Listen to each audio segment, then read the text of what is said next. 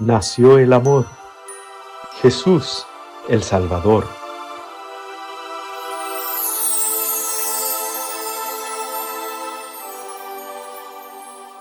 El Señor esté con vosotros. Y con tu espíritu. Comienzo del Santo Evangelio según San Juan. Gloria a ti, Señor. En el principio existía el Verbo, y el Verbo estaba junto a Dios, y el Verbo era Dios. Él estaba en el principio junto a Dios. Por medio de Él se hizo todo, y sin Él no se hizo nada de cuanto se ha hecho. En Él estaba la vida, y la vida era la luz de los hombres. Y la luz brilla en la tiniebla, y la tiniebla no la recibió. El Verbo era la luz verdadera que alumbra a todo hombre viniendo al mundo. En el mundo estaba.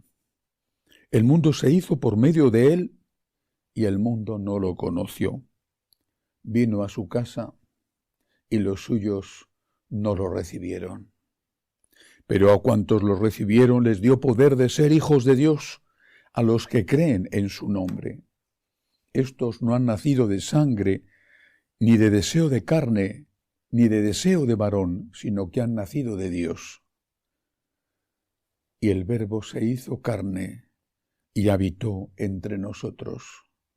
Y hemos contemplado su gloria, gloria como del unigénito del Padre, lleno de gracia y de verdad. Palabra del Señor. Gloria a ti, Señor Jesús. Cuando San Juan, ya cerca del final de su vida en la tierra, posiblemente después de haber pasado el martirio, aunque no murió en él, escribe su Evangelio, el cuarto Evangelio. Tiene la oportunidad de meditar sobre todo lo que ha vivido, no solamente con Jesús, sino los años después, los primeros años del desarrollo de la Iglesia. Y eso lo va a expresar en esto que acabo de leer, el prólogo de su Evangelio. Para entender lo que significa el nacimiento de nuestro Señor, tenemos que ponernos en la mente y en el corazón de un buen judío, como era San Juan, o como era San Pedro, o como era San Pablo. Pero también tenemos que ponernos en la mente y en el corazón de un buen pagano, como era, por ejemplo, San Lucas, de aquellos que presenciaron por primera vez la novedad del Evangelio, la novedad que traía Jesucristo. Recuerdo hace muchos años, cuando me preparaba para el sacerdocio, una de las asignaturas interesantísima era un análisis comparado de las religiones. Y uno de los autores que entonces se leían y que estudiábamos, o ya me imagino que muy superado, Mircea Eliade, hablaba de Dios como lo luminoso, lo misterioso, más que traducido por lo oscuro, lo misterioso, el misterio.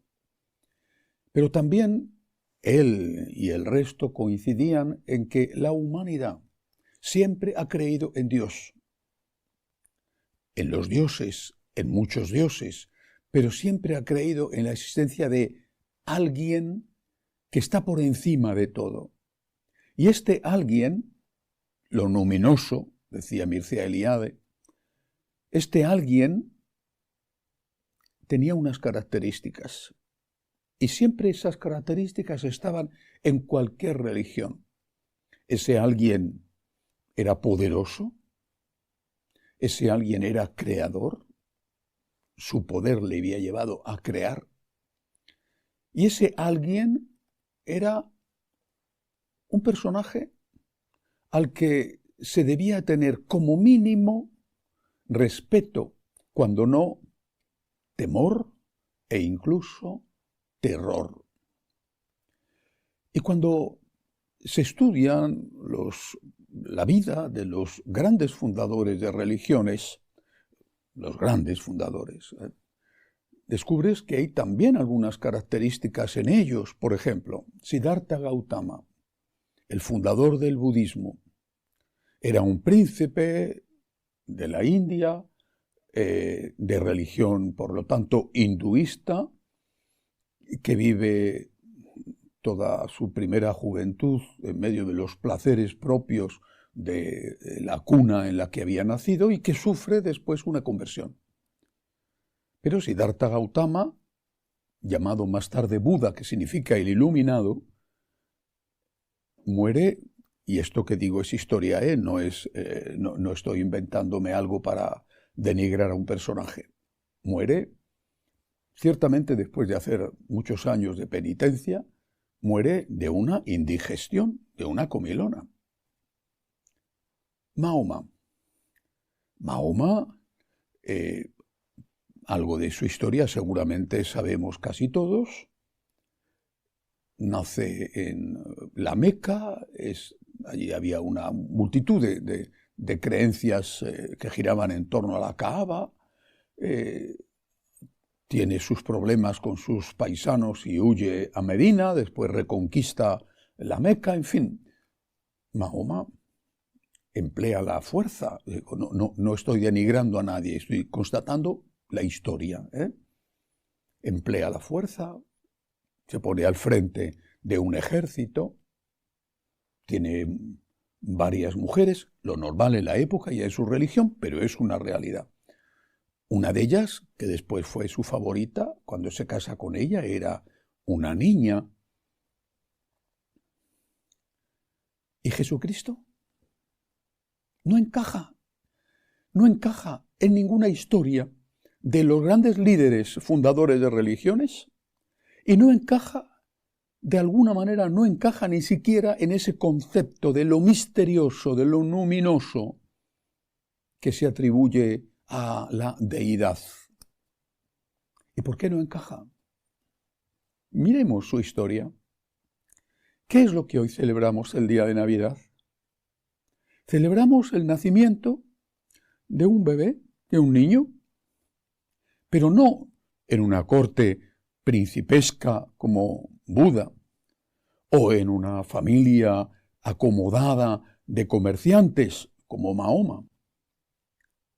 No es un personaje mitológico como los dioses del Olimpo griego, romano, o del Olimpo, llamado de otra manera, de los vikingos.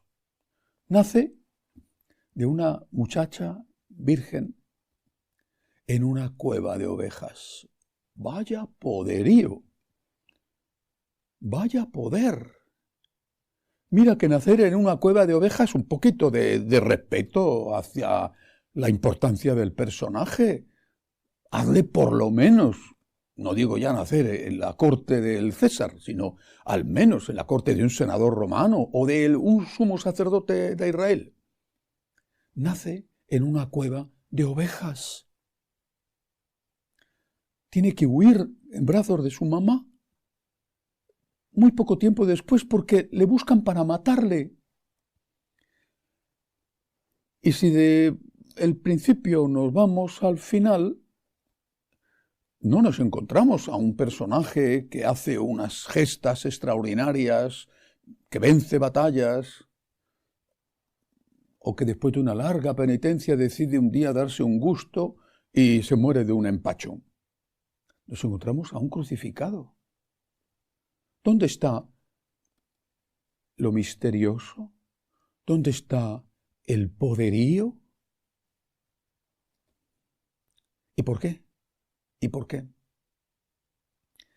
¿Qué relación tiene cualquiera, y no hago excepciones, con el Dios o las divinidades en las que creen? La propia de alguien que no tiene para comer, o que no tiene salud, o que no tiene dinero, o que no tiene afecto, con alguien que puede darle eso, mediante un milagro, mediante un favor, mediante lo que sea. La relación del creyente con la divinidad uno o 50 dioses, es siempre una relación, en primer lugar, no digo en único lugar, en primer lugar, de interés.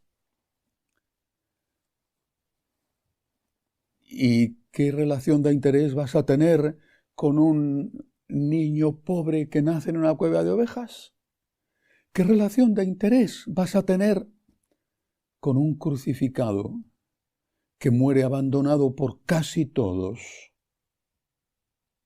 ¿Qué relación de interés vas a tener con este, entre comillas, antidios típico, usando como imagen y concepto de un Dios típico el que tiene el poder y te va a quitar tus problemas? Este es el secreto de la Navidad. Y para esto Jesús nace en una cueva y para esto Jesús muere en la cruz. Porque no ha venido para que le tengas más miedo a Dios. Ya tenían mucho miedo, ¿eh? Tampoco ha venido para que te acerques a Él en busca de milagros más portentosos, extraordinarios e increíbles. Y los hizo. Entonces, ¿para qué ha venido? Para que esa relación entre tú y Él, entre el hombre y Dios, sea distinta. A un pobre no se le puede pedir limosna. A alguien que muere solo, casi solo, abandonado por casi todos, ¿cómo le vas a pedir que te defienda? Desde el momento de la concepción y después desde el momento de Belén hasta el momento de la cruz, Cristo se planta delante de ti, delante de mí, para decirnos, si me sigues, tienes que dejar de lado completamente el interés. Y mira que puedo hacer milagros y los he hecho y los hago, pero tienes que olvidarte de eso. Es que el hombre no es capaz de amar.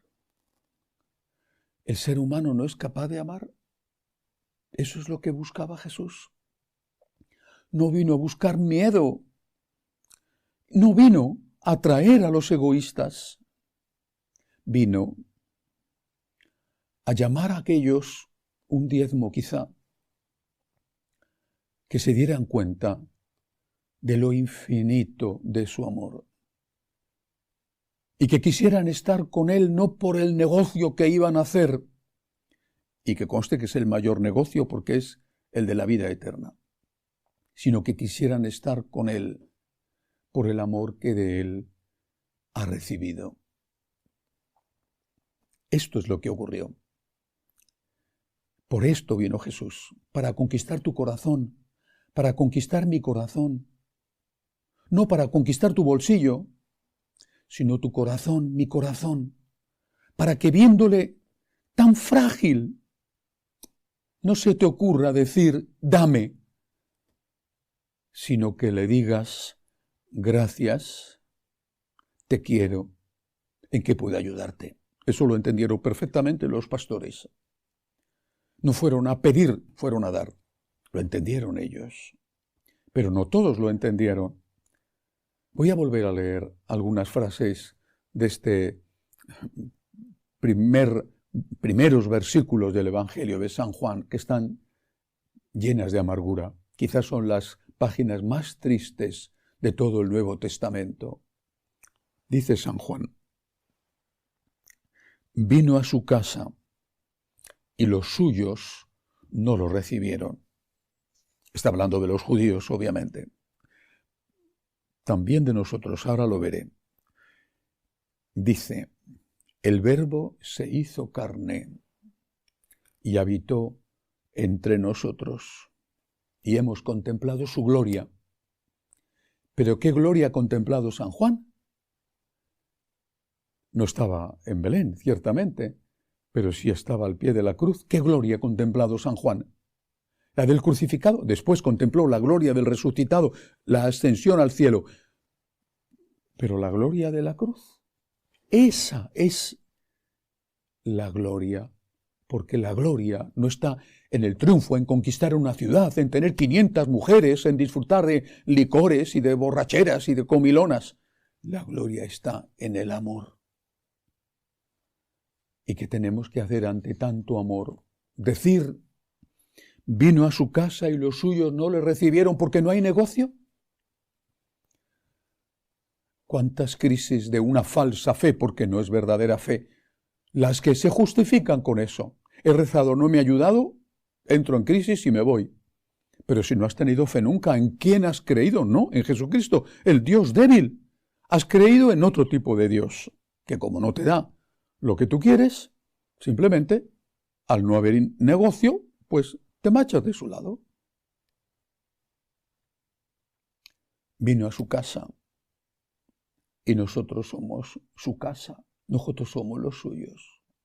Viene a ti y viene a mí y me dice y nos dice, ¿qué vas a hacer conmigo? ¿Te vas a ir tú también? ¿Te vas a ir tú también cuando no saques nada de mí? Cuando ya no haya interés ni negocio, ¿te vas a ir tú también? Más adelante, cuando los discípulos de Juan que estaba en la cárcel fueron a interrogarle, Jesús les dijo, los ciegos ven, los sordos oyen, los leprosos se curan y los pobres son evangelizados. Pero añadió, dichoso el que no se sienta defraudado, decepcionado de mí. Si tú estás esperando al Dios fuerte, al Dios tapagujeros, como se ha llamado a veces, si estás esperando al Dios que te resuelva los problemas, la decepción es inevitable. Si estás esperando al Dios que te ama y eres capaz de agradecer una sonrisa, cuando el que te la da, aunque no puedas entenderlo, no puede darte más que eso. Si eres capaz de considerar el amor más valioso que el dinero, y más que la salud incluso, si eres capaz de considerar el amor y la vida eterna más importante que todos los bienes de la tierra, entonces no te sentirás decepcionado de Jesús. El niño está en la cuna. Era muy rico porque tenía el amor de su madre y el amor de San José.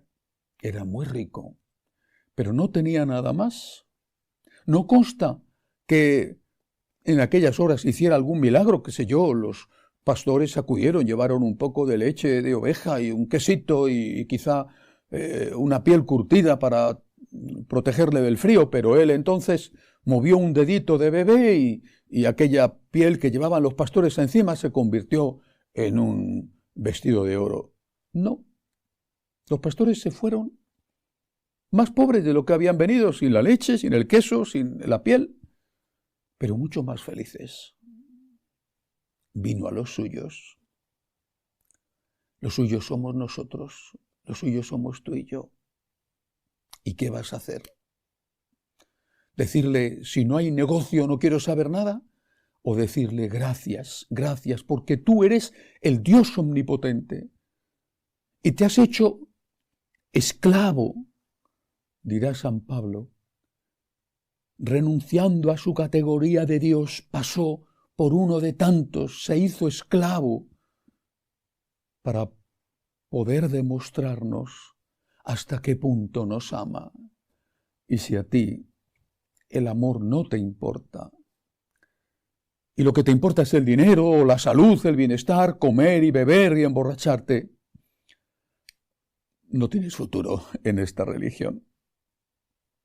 Porque esta religión es la de aquellos que son conscientes del amor infinito de Dios, aunque sean ancianos, enfermos, pobres, que son conscientes de que Dios perdona sus pecados, aun sabiendo que son muy pecadores. Esta religión es una religión de enamorados, de agradecidos. Es una religión para aquellos que todavía conservan un poco de corazón, que todavía son seres humanos y no una máquina calculadora donde solo cuentan los intereses o los favores que se van a recibir a cambio de cada gesto. Cristo está en la cueva de Belén. ¿Qué vas a hacer? Ponerte de rodillas, darle las gracias, besar por donde Él ha pisado, besar las huellas de la Santísima Virgen, ser como el pastor que le va a dar su poquito de leche, su poquito de queso, o vas a mirarle con desprecio porque no puede hacerte rico, más sabio, más joven, más poderoso. Vino a los suyos y los suyos no le recibieron, se defraudaron de él. Nosotros somos los suyos y le decimos: gracias, cuenta conmigo. Y le decimos, como el poeta español en el Siglo de Oro: no me tienes que dar porque te quiera. Y no me tienes que dar porque te quiera, porque ya me has dado. Aunque no hubiera cielo, yo te amara, y aunque no hubiera infierno, te temiera. Ya me has dado tu amor. Eso vale infinitamente más que todo el oro del mundo. Feliz y santa Navidad. Que así sea.